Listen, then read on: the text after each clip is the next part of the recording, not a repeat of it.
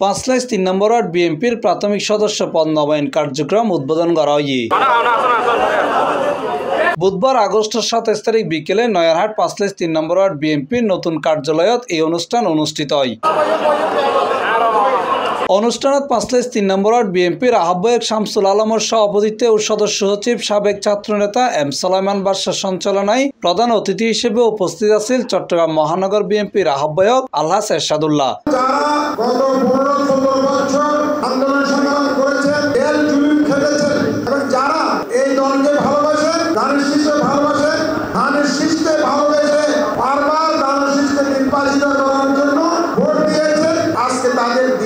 প্রধান বক্তা হিসেবে উপস্থিত আছেন চট্টগ্রাম মহানগর বিএনপির যুগ্ম আহ্বায়ক সৈয়দ আজমউদ্দিন। বিশেষ অতিথি হিসেবে উপস্থিত আছেন চট্টগ্রাম মহানগর বিএনপির যুগ্ম আহ্বায়ক কাজী বেলাল উদ্দিন, মহানগর বিএনপির যুগ্ম আহ্বায়ক আরিয় চৌধুরী শাহিন। আজকে আমাদের তারেক রহমান সাহেব ঘোষণা করেছেন সদস্য নবায়ন করতে হবে। আজকে আমাদের মহাসচিব সাহেব একটা বক্তব্য বলেছেন, এসালো দিল্লিতে গিয়ে হাসিনার সাথে 2,500 কোটি টাকা লেনদেন করে আজকে আমরা একটা দলের সদস্য নবায়ন করব।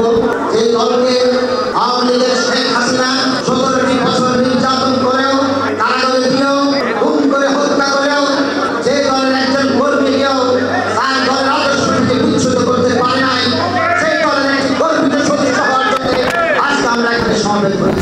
এই সময় আরো উপস্থিত আছেন চট্টগ্রাম মহানগর বিএনপির সদস্য ইকবাল চৌধুরী, জাফর আহমদ, মোহাম্মদ আশরাফুল ইসলাম, আবু ইউসুফ, বাইজিদ বুস্তামি থানা বিএনপির নেতা মোহাম্মদ ইসমাইল, কেন্দ্রীয় শ্রমিক দল সদস্য আজিজ উদ্দিন মিন্টু, অ্যাডভোকেট আকবর আলী, 5/3 নম্বর ওয়ার্ড বিএনপি সিনিয়র যুগ্ম আহ্বায়ক খুরশেদ আলম, মহিলা দলের সভানেত্রী মনোয়ারা বেগম হেনা, সাধারণ সম্পাদিকা নাসিমা আলম, আনিসুল ইসলাম বাবুল, মোহাম্মদ মকবুল হোসেন, MSD চৌধুরী সেলিম, 2 নম্বর জালালাবাদ ওয়ার্ড বিএনপির সদস্য সচিব আব্দুল করিম, মোহাম্মদ আফসার উদ্দিন, হাজী দিদারুল আলম, আব্দুর রহিম, আতিক সহ আর বোধ কেউ।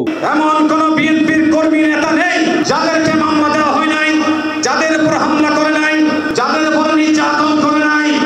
আজকে প্রেক্ষাপট চেঞ্জ হয়েছে, কিন্তু আমি দেখছি আবার নতুন করে বিএনপির উপর ষড়যন্ত্র শুরু করেছে দুষ্কৃতিকারীরা। সারা বাংলাদেশে নির্বাচনী হাওয়া শুরু হয়ে গেছে। এর অংশ হিসেবে বিএনপির কর্মসূচি হচ্ছে যে সদস্য নবায়ন কর্মসূচি। C+ TV Chittagong.